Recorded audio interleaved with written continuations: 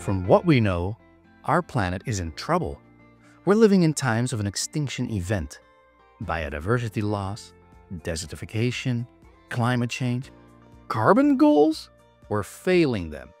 Floods here, droughts there. Our strategy of do less bad is not making our planet more healthy. Doing more of the same, expecting a different outcome, is the textbook definition of insanity. The problem is how we frame our problem. Reductionist thinking is one of the greatest scientific achievements of the 20th century. We categorize to understand. We understand cause and effect, how keystone species and their prey affect an ecosystem. This way of thinking brought us the Green Revolution, where we chemically engineered our food production. Downstream effects, public health for all humans, is really bad and getting worse. Our living gut biome is suffering. When we zoom out, we start to see more of the relationships between biotic and abiotic systems, like global heat exchange. But looking at everything at the same time creates a complexity that used to overwhelm even our most powerful supercomputers. What are we to do? In 1666, Antony van Leeuwenhoek was playing around with lenses, creating the first microscope. He discovered the world of microbiology, and it changed everything. Because when you change the way you look at things, the way things look will change. I invite you to go from a microscope view to a holistic scope. A long time ago, plant life emerged out of the oceans onto land. And at first, it didn't have any roots and created a symbiosis with mycorrhizal fungi to get its nutrients. Plants, with their photosynthesis, speak the language of carbohydrates, and they bring liquid sunshine down underground. Actually, it was plants who transformed our atmosphere from 90% carbon to the mix it is today.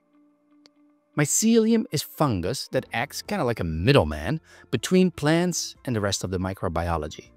Microbes speak the language of minerals, like nitrogen. This exchange of minerals and sugars all happens in this vast underground ecosystem. Much of what we know, we only just recently discovered. And what we learned is that our living soil is one of the biggest carbon sinks on our planet. 1/3 of all yearly fossil fuel emissions go underground. Not just useful to us, it's even critical to soil health. What is this soil anyway? Well, it's not a dead collection of sand or just something to stick a plant in. It's the humus, the rich, fertile top layer that's like a living tissue, where multiple domains of life come together. If you bare the ground and expose it to direct solar radiation, it will die. Soil has many names, in many tongues. Humus shares the root of the word with human. To be human is to be from the earth. Indeed, this living kemet, or pacha, is critical to all human societies, past and present. Just like all living things, soil needs water. Remember learning about the large water cycle?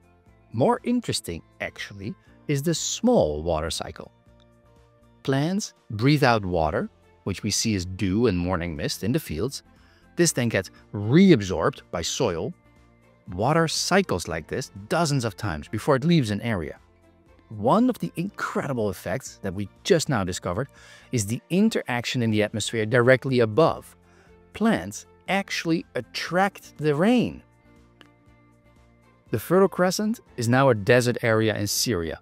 Not because the rain stopped coming, it's because of agricultural practices that took away ground cover. No small water cycle is no moisture retention is desert, just like the Sahara Desert, just like the future state of most of our agricultural fields. That's why we already have so many people displaced worldwide. With the new moon comes new beginnings, because there is something we can do. 90% of all natural disasters are water-related. Extreme floods, droughts, and late frost are due to a lack of buffer. Design your land for the flow of water through agricultural fields. Make running water walk, walking water crawl, make crawling water sleep. This restores the aquifer.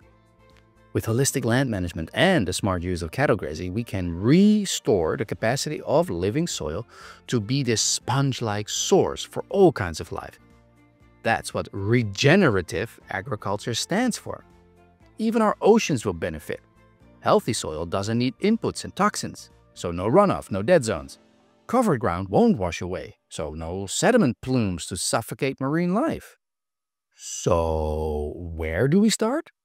We map satellite imagery layered with relevant data so we can go from continent to bioregion all the way down to a local area. And with the latest development in artificial intelligence, AI, we can now actually deal with the immense complexity of all the different interacting systems. Pick the spot with the highest positive downstream impacts. Next, we educate farmers to mimic nature.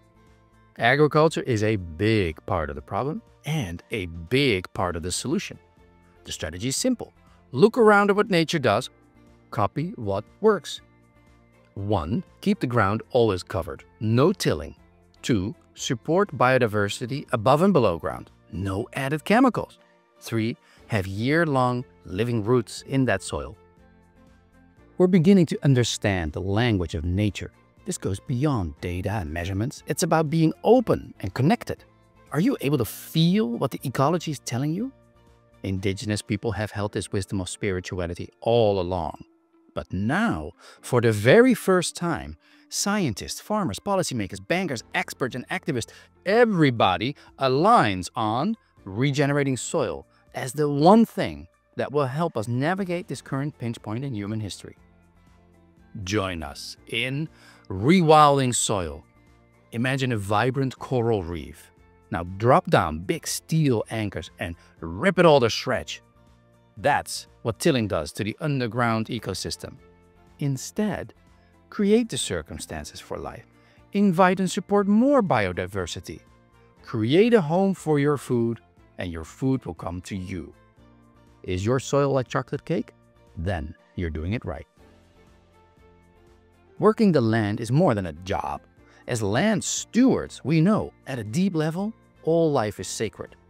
We're here to create abundance for our community and for future generations of all species. Let's integrate these beliefs into our agriculture. Why use chemical fertilizers to grow crops? Nitrogen and carbon is literally floating around us. Biology will help us get it into the ground for free. Mother Nature is dying to work with us. This means your farm will be more resilient to weather and market fluctuations. Take care of the planet and the people, and profit follows. People from all walks of life love to be out in nature. Fresh air, clean water, while doing meaningful work. Grow your own food. Take care of the children and elderly as a community. This net positive model has been proven on land nodes in every bioregion around the globe. It's replicable, scalable, and highly attractive. Invest. Do you want to maximize on a dying asset, or do you want to maximize and extend on a thriving asset?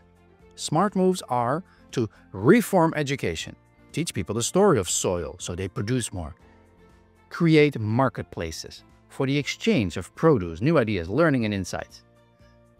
On this new playing field, we need to protect our downside through rules and regulations with teeth. This helps create trust at scale, adding value to eco and biocredit markets. Healthy soil means healthy food, rich in nutrients and less toxins. This means healthy gut biome, less disease because food is medicine. That's the best part. We can eat our planet back to life.